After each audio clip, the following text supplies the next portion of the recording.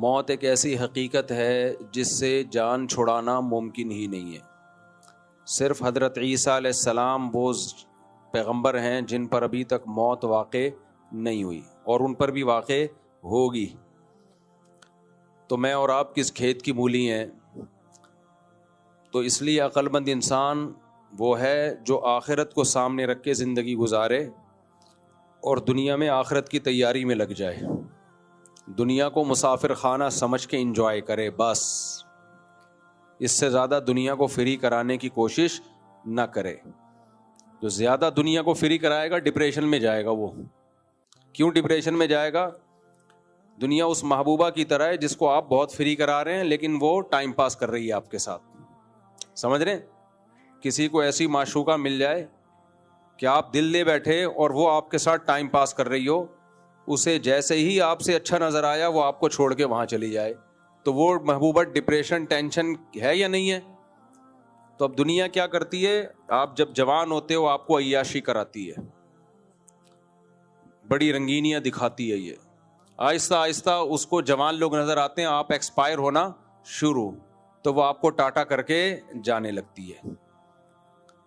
پھر آپ کھانستے بھی ہیں, پھر کبھی کمر میں درد, کبھی گھٹنے میں درد, پھر ہوتے ہوتے کمر جھکنا شروع, پھر کرسی پہ آ گئے, پھر کرسی سے بھی گئے. اور اتنے مسائل ہیں بڑھاپے کے, اتنے مسائل ہیں کہ مسائل ہی مسائل. اونچا سننا شروع کر دیا, نظر نہیں آ رہا, بولا نہیں جا رہا.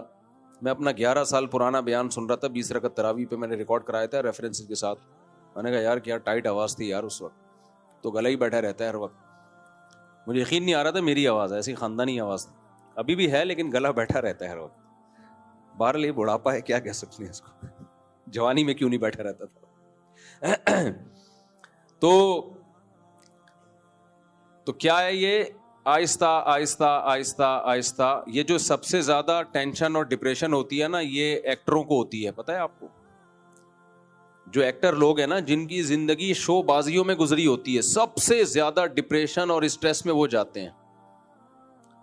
کیوں؟ ان کی تو پرسنالٹی اور جو ان کی شخصیت ہے وہ اسی چیز پہ تو لوگ محبت کرتے تھے کہ وہ ہینڈسم ہے اور خوبصورت ہیں.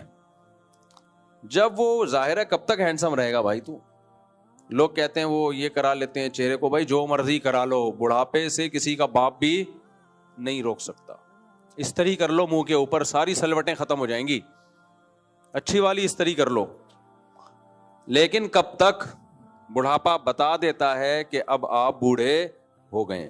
تو سب سے زیادہ جو گلوکار طبقہ ہے, سنگر ہو گئے یا ایکٹر وغیرہ ہو گئے یا ایکٹریسز ہو گئیں, یہ سب سے زیادہ ٹینشن میں جاتی ہیں, کیونکہ ان کو وہ عزت نہیں مل رہی ہوتی جو پہلے ملی ہوتی ہے.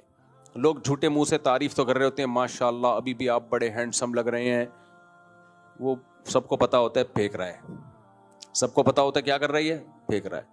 اچھا, ہمارا جو نوجوان طبقہ ہے وہ میڈیا پہ ان لوگوں کی عزت دیکھ کے بڑا متاثر ہوتا ہے. بھائی وہ تھوڑی دیر کی عزت ہوتی ہے میڈیا پہ, اس کے بعد کوئی بھی نہیں پوچھتا. تو دولت ہی سب کچھ نہیں ہوتی, پیسہ بہت اکٹھا کر لیتے ہیں یہ لوگ, لیکن جو آپس کے ریلیشن اور محبت ہے وہ ختم. جو نیک لوگ ہیں, جو گھروں میں بچوں کو دین سکھاتے ہیں, بچے پیدا بھی کرتے ہیں, شادی بھی کرتے ہیں, نسل بھی بڑھاتے ہیں, ان کو بڑھاپے میں صرف اولاد کی طرف سے عزت ملتی ہے. آپ کی اپنی صرف کون ہے؟ اولاد. ماں جتنی بوڑھی ہوگی, باپ جتنا بوڑھا ہوگا اتنا اچھا لگتا ہے, خدا کی قسم. جتنا بوڑھا ہو جائے نا ابا اور زیادہ اس پہ پیار آتا ہے, جتنی بوڑھی ہو جائے اماں اور زیادہ اچھی لگتی ہے, کیونکہ اس میں بچپنا آنا شروع ہو جاتا ہے. تو ہم تو اپنی دادی کو یاد کرتے ہیں نا, کیسی بوڑھی ہو گئی تھی, ایسی ایسی باتیں کرتی رہتی تھی. ہم جب باہر نکلتے تھے نا دادی سے چھپ کے, اچھا بوڑھوں میں پنچایتیں بہت ہوتی ہیں, کدھر جا رہا ہے کدھر سے آ رہا ہے.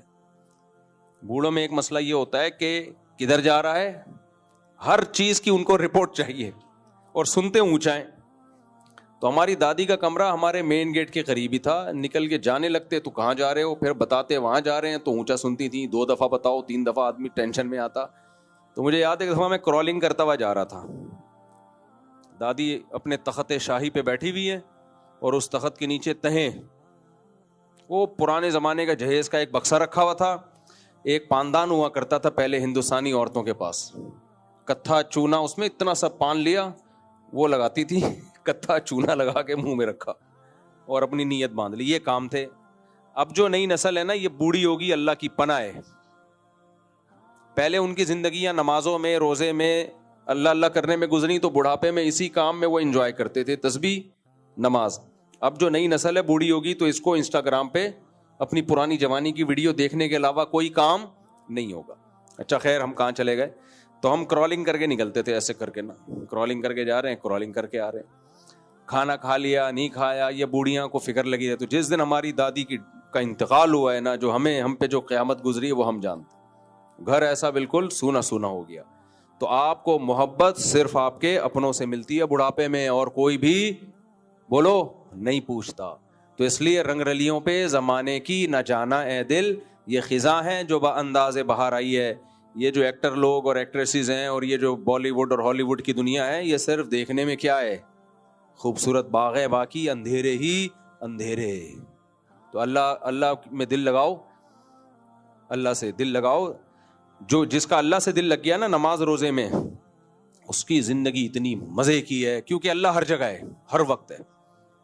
وہ تنہائی محسوس ہی نہیں کرتا, وہ بڑھاپے میں بھی تنہائی محسوس نہیں کرے گا. اللہ سے دل لگ گیا اس کا, دعائیں کرے گا, نمازیں پڑھے گا, اس کو اس میں مزہ آئے گا. ہم نے دیکھا ہے اپنی ہماری مسجد میں بوڑھے پہلے سے صف میں آ کے بیٹھے ہوئے ہوتے ہیں.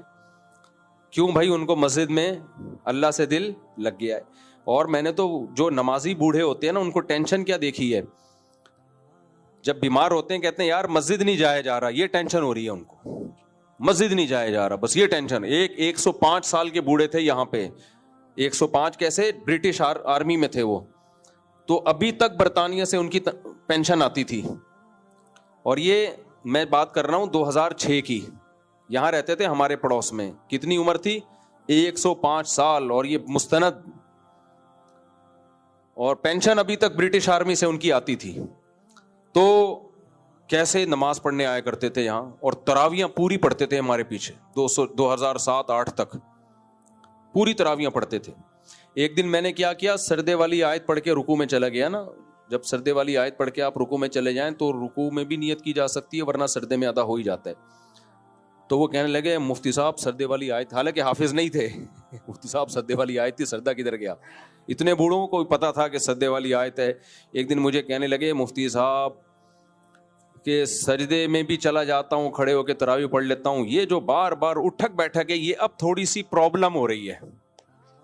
105 سال کی عمر میں رکوع نہیں, سجدے سے اٹھتے ہیں نا قیام کے لیے, اس قیام میں کیا ہو رہی ہے, پرابلم.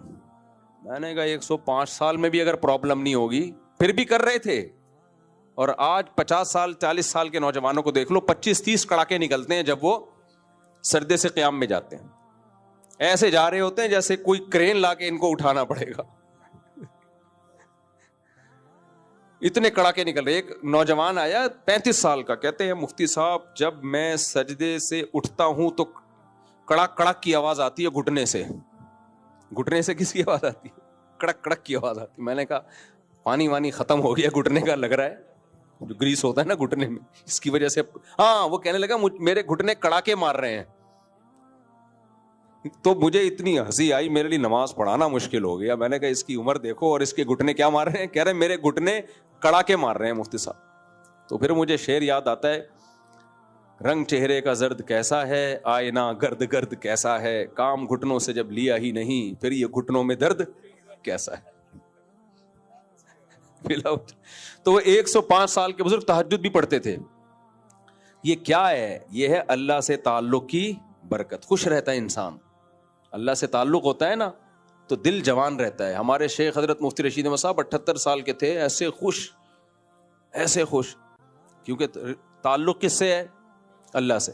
پھر ان بزرگ کا انتقال کیسے ہوا؟ وضو کے دوران واش روم میں گرے تو کولے کی ہڈی ٹوٹ گئی, بس پھر وہ ظاہر ہے اب اس عمر میں ہڈی ٹوٹ کے جڑنا, پھر وہ اسی میں ڈیتھ ہوئی.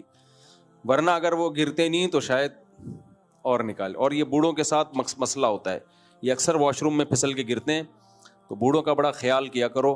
ہماری والدہ کا بھی ایسا ہی ہوا, گرنے سے جو ہے بوڑھوں کے نا یہ کولے کی ہڈی بہت وہ ہلکی وہ ہوتی ہے, کمزور ہوتی ہے, گرتے ہیں. بہت واقعات ہوتے ہیں اس میں, بہت زیادہ بوڑھوں کا خیال گھر میں کرنا چاہیے.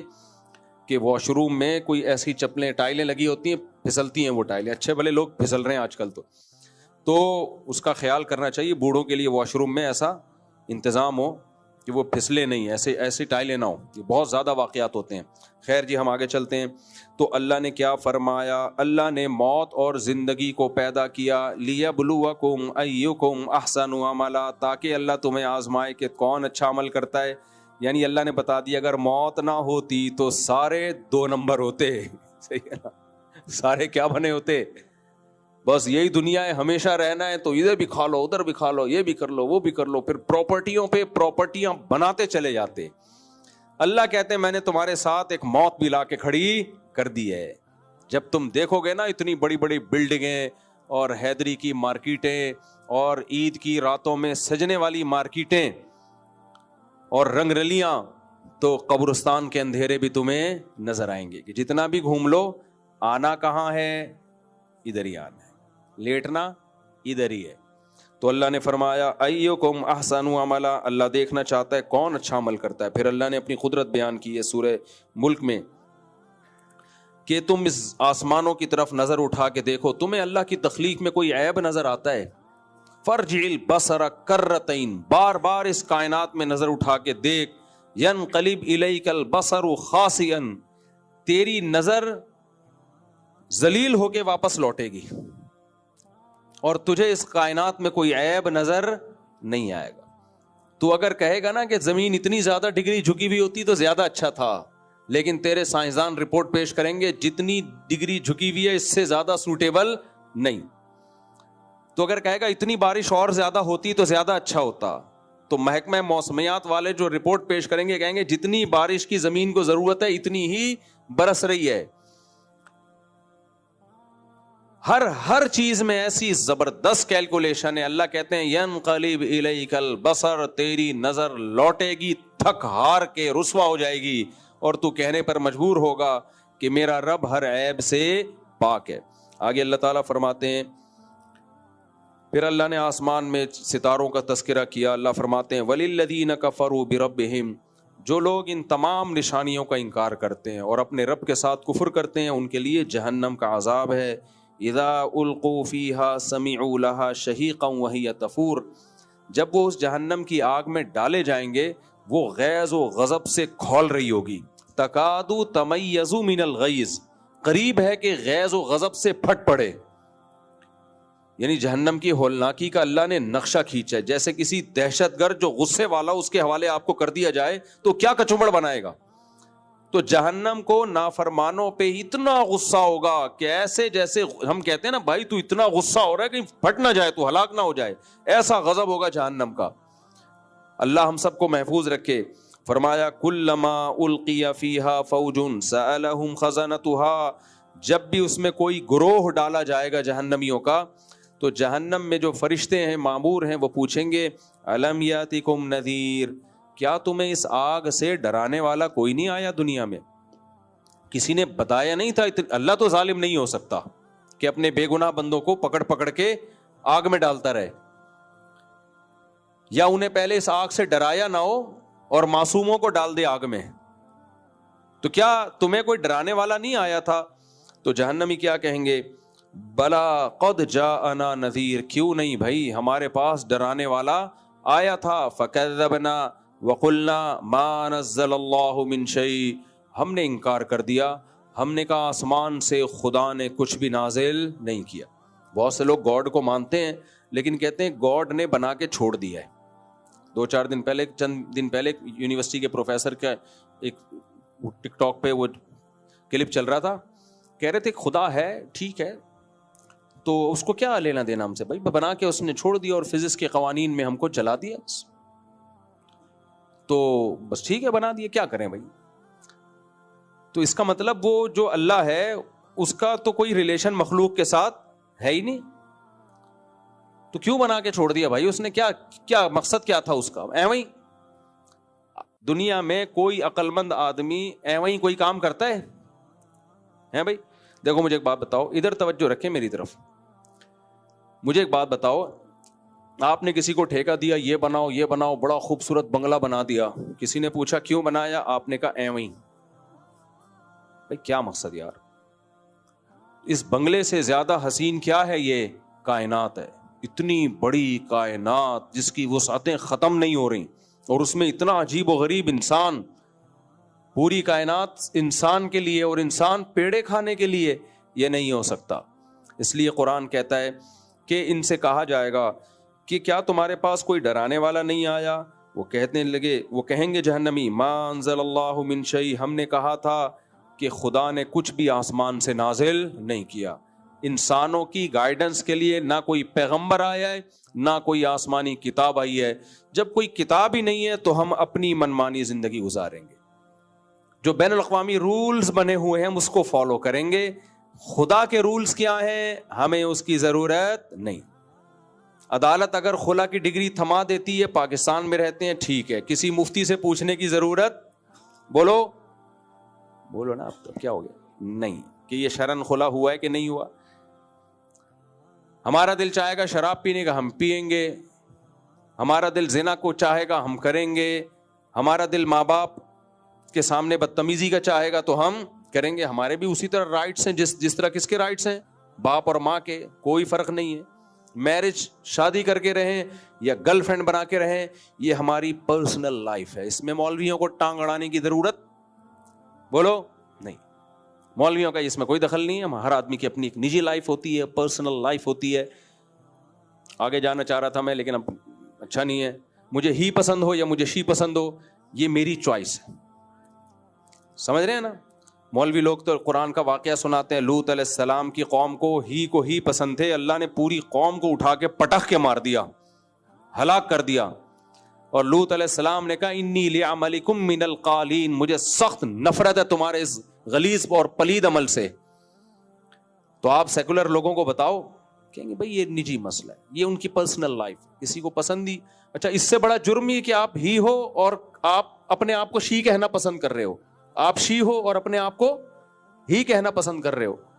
تو جب آپ نے خدائی تعلیمات کا انکار کر دیا تو پھر آپ کیا ہو؟ آزاد، جو چاہے کرو آپ۔ ہمارے ایک دوست باہر ملک میں، تو ان کے اسکول میں نا بچوں کو پڑھایا جا رہا ہے تمہاری مرضی، تم شی ہو ہی ہو، خود فیصلہ کرو۔ ایک بچے نے کہا میں بلی ہوں، میں خود فیصلہ کروں گا۔ وہ درد سر بن گیا ماں باپ کے لیے نا، گھر میں آ کے کہہ رہے میں بلی ہوں، میاؤں میاؤں کر رہا ہے۔ باپ پریشان کہ یار کیا مصیبت ہو گئی، کہہ رہے نہیں میں، اور بلیوں والے نا وہ ڈریسنگ کر کے وہ سارے اسٹائل بنا کے وہ گھوم رہا ہے۔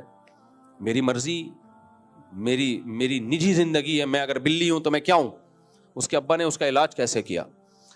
اس کو ٹیبل پہ کھانے سے ہٹا دیا، بولا بلی وہاں بیٹھ کے کھاتی ہے، یہاں بیٹھ کے اور چھیچڑے وچھڑے لا کے اس کے سامنے رکھتی ہے، تو یہی کھائے گا۔ تو اللہ کا شکر ہے اس دن سے وہ جو بھی تھا، منا تھا، پپو تھا، جو بھی تھا، بن گیا الحمدللہ۔ تو وہ کہتے تھے ما انزل اللہ من شیء، اللہ نے اپنے بندوں کی ہدایت کے لیے کچھ بھی نازل نہیں کیا، بھائی ہم آزاد ہیں۔ اللہ کہتے ہیں یہ میرے اوپر بہت بڑا الزام ہے، انسان کو میں نے بنایا اور اس کو ہدایت نہیں دی۔ دیکھو جانوروں کو ہدایت کی ضرورت نہیں ہے، وہ آٹومیٹیکلی نیچر کے راستے پہ چلتے ہیں، ان کے پاس دماغ ہی نہیں ہے صحیح اور غلط کو سوچنے کے لیے۔ انسان کے پاس دماغ ہے، اسے گائیڈنس کی ضرورت ہے۔ اگر اسے ہدایت نہ ملے یہ تو درندہ بن جائے۔ دیکھو اس کی ایک مثال، یہ مثال میں نے اپنے والد سے سنی ہے، بہت دفعہ بیان میں بتاتا ہوں میں۔ میرے والد صاحب ایک مثال دیتے تھے، دیکھو بچہ جب شیر کا بچہ پیدا ہوگا نا، فوراً دودھ پیے گا، آپ اس کے سامنے گھاس رکھو گے نہیں کھائے گا، آگ کا انگارہ رکھو گے نہیں ہاتھ ڈالے گا۔ لیکن انسان کا بچہ جب پیدا ہوتا ہے، آگ کا انگارہ رکھ دو اس میں ہاتھ مار دے گا اور منہ میں بھی ڈال دے گا، کچھ بھی رکھو، گند بھی رکھ دو گے اٹھا کے منہ کھانا شروع کرے گا۔ حالانکہ ذہین کون ہے، شیر کا بچہ یا انسان کا بچہ؟ ادھر میری طرف توجہ، شیر کا بچہ زیادہ ذہین ہے یا انسان کا بچہ؟ لیکن شیر کے بچے کو ہدایت کی ضرورت نہیں ہے، انسان کا بچہ اتنا ذہین ہے، پھر بھی ماں باپ اس کو بتاتے ہیں یہ کھانا ہے یہ نہیں کھانا۔ اس کی علامت ہے کہ بھائی ذہین تو ہے، اس ذہین ہونے کی وجہ سے ہی اس کو ضرورت ہے ہدایت کی۔ ذہین لوگوں کا دماغ چلتا ہے صحیح بھی غلط بھی، شیر کا بچے کے پاس اتنا دماغ نہیں ہے، اس کو تو اللہ نے ڈال دیا بھائی تو نے یہی کھانا ہے۔ انسان کا بچہ کھوپڑی استعمال کرتا ہے، کہتا ہے یہ انگارے کی طرح کیا چیز چمک رہی ہے، بھائی کوئلہ ہوگا وہ گرم انگارہ، وہ کہے گا یہ بڑا جھنجھنا ٹائپ کا لگ رہا ہے، ٹرائی کر کے دیکھو، وہ ٹرائی کے چکر میں اپنی زبان جلا دے گا. شیر نشہ نہیں کرتا, گدھے نشے نہیں کرتے, انسان ٹرائی مارتا ہے کہ یار ایک دفعہ ہم, بھائی کسی کی گھڑی ملی ہے, انسان ٹرائی کرتا ہے کہ یار ہیروئن کا ایک دفعہ چسکا لگا کے دیکھو, یار سٹا لگا, شراب پی کے دیکھو. تو انسان کو ہدایت کی ضرورت ہے, جانوروں کو ہدایت کی ضرورت نہیں ہے. تو اللہ کہتے ہیں یہ اتنے بڑے مجرم جن کو جب جہنم میں ڈالا جائے گا, اللہ کہے گا کہ فرشتے کہیں گے کیا تمہیں اس جہنم سے ڈرانے والا نہیں آیا؟